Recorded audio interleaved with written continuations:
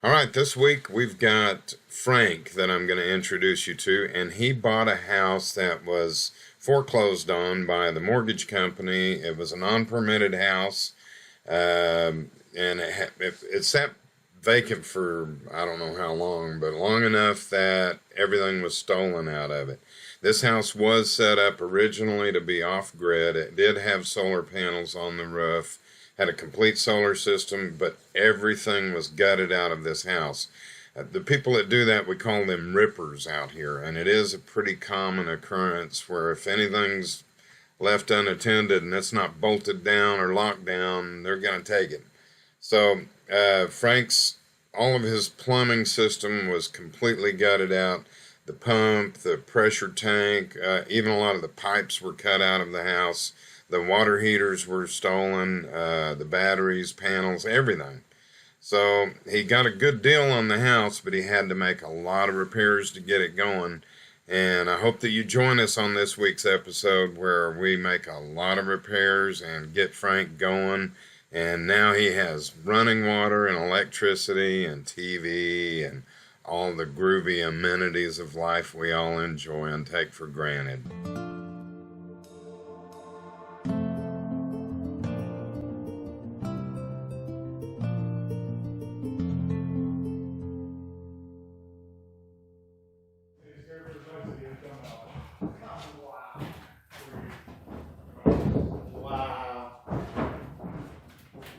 Because Frank's a tall dude, man. He don't play.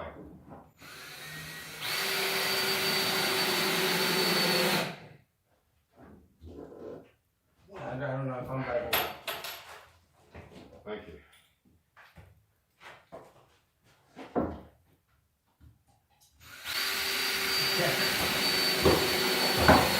For me, it's like there, and for you, it's high level now. But they work good. Where you want it, all the way to the end? Just put it right in the middle here. Right in the middle? Wow.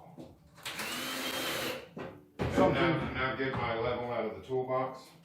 It's not that one, but the other one. Awesome. That must be top of the line because Yeah, it is. It's Yeah.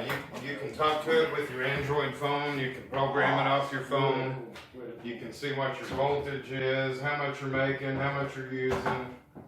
so you know exactly where the top is. And you can configure it from your phone. Yeah, you can program it. Way on your phone. easier and faster than going through the panel.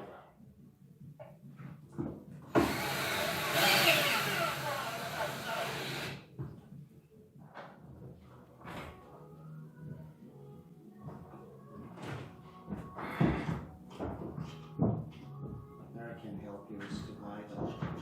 Yeah, it's okay.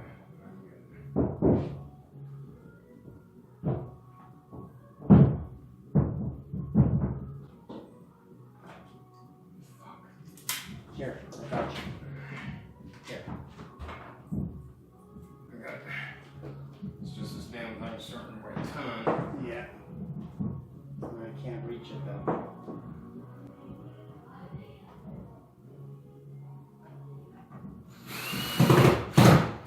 All right. I need to drill another hole, but we need the other bit, right? Yeah. Well, you know where my sockets in the truck are? Nope.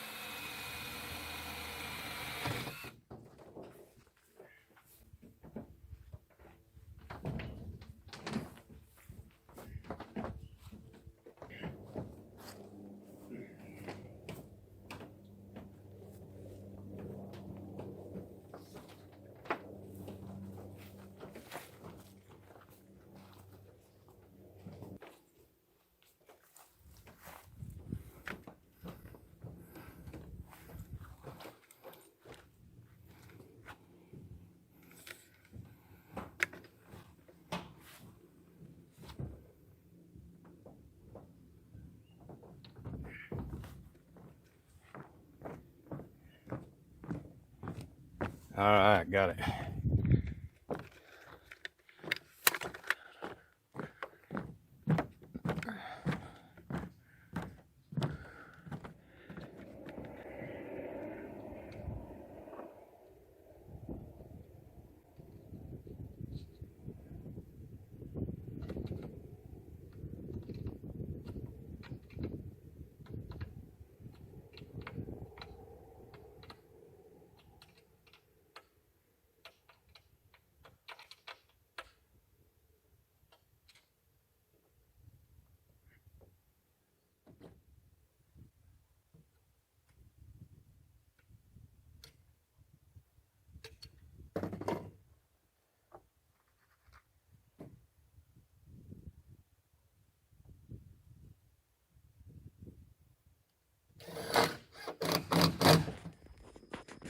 Alright, so this is Frank's 20 panels on his roof.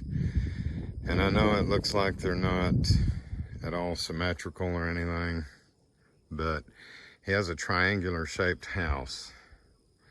So that goes to a point all the way up to the front of the house, all the way over, and then down to the point again. So it's pretty much a triangle.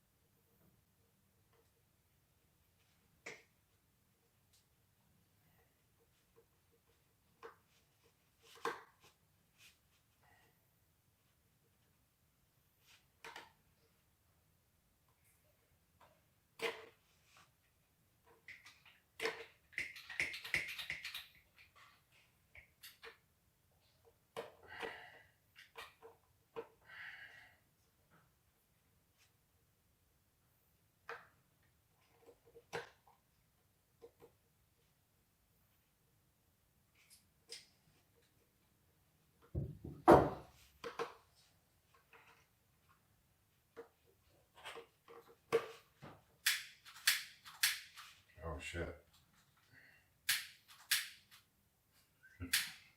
Oh, there it goes a little bit.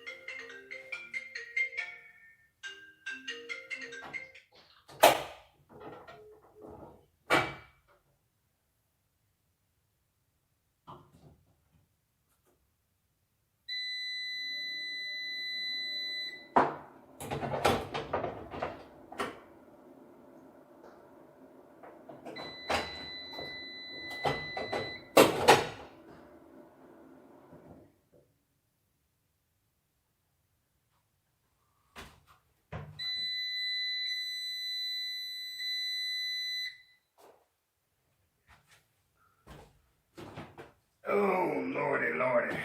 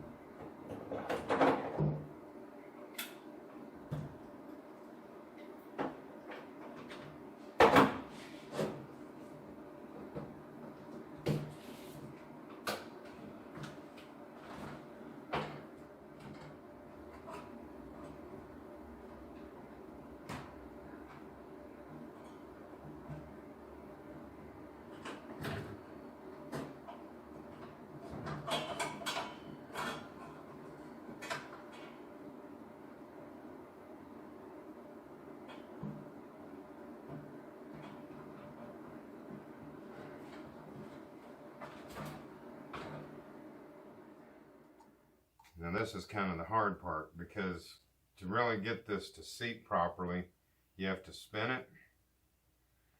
So that means I have to do both ends at the same time.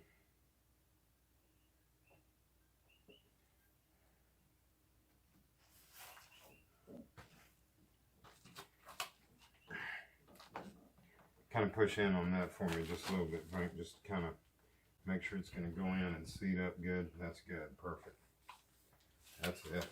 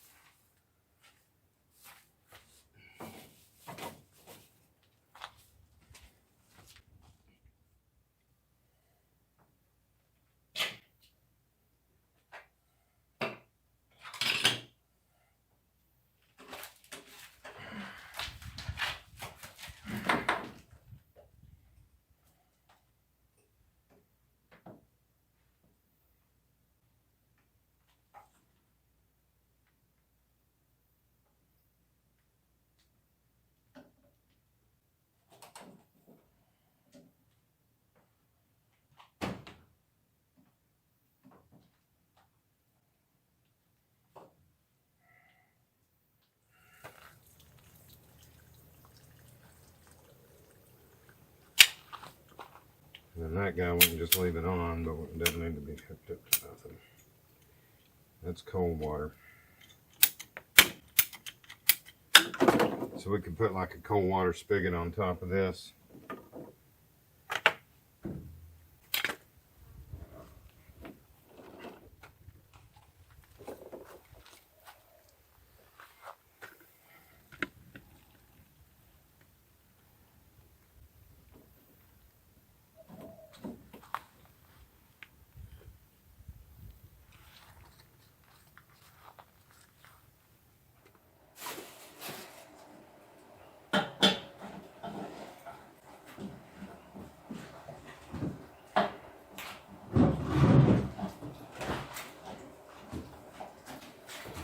So what we've got here is this manifold on the bottom of this tank, and it's got all these different fittings on it.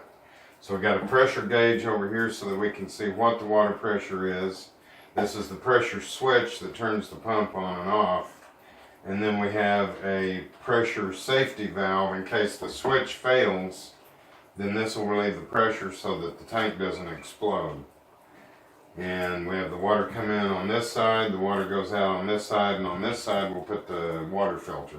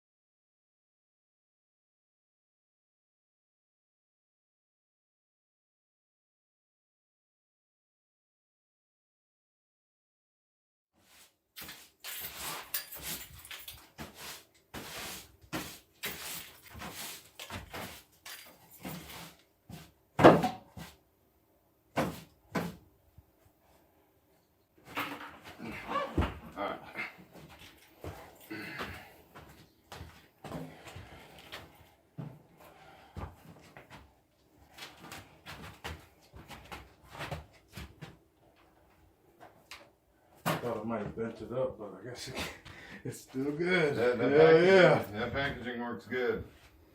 The other boxes all tore up. There was 2 of them. I mean, yeah. Yeah. Man, I'm the top. I'd ask them about the tore out box. I said, y'all knock off 40% off of that, I'll take it. Sometimes they'll do it.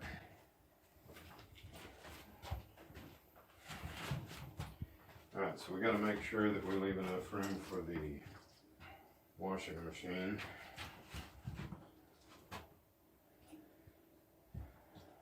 Where's the...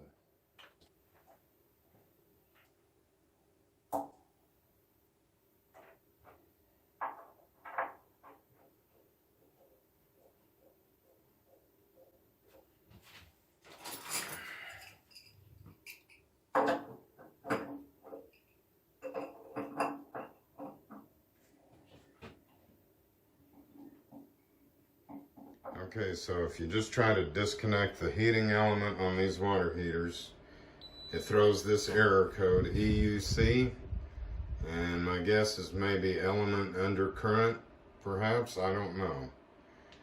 But I've got the element completely disconnected out of there, and this is what we get with it.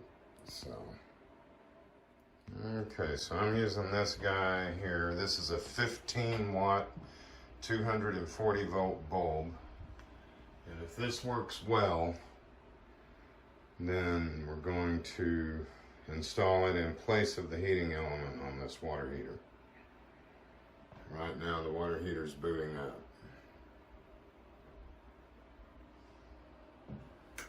And there it goes. And there are no error codes yet. So it appears that a 15 watt bulb will work fine. And that's a 240 volt 15 watt bulb. Alright. And the light just came on and went back off, so it's testing the circuits.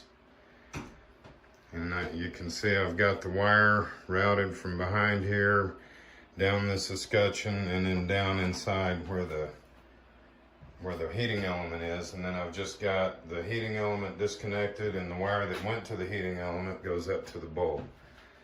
So now it will run without the element at all, and it only takes 2 solar panels to heat hot water using this water heater. Alright, so there is the water heater. You can see it's got the temperature set at 125. There's the 240 volt light bulb. Wire just runs down the side, down to where the heating element is, and it just replaces the heating element. So that way it doesn't throw an error code. And this bulb is only 15 watts, so that's negligible. In a lot of homes you could run this water heater at night. Alright, so there are the batteries and the 2 safety disconnect switches, the inverter, and then we've got the breaker panel and the transformer.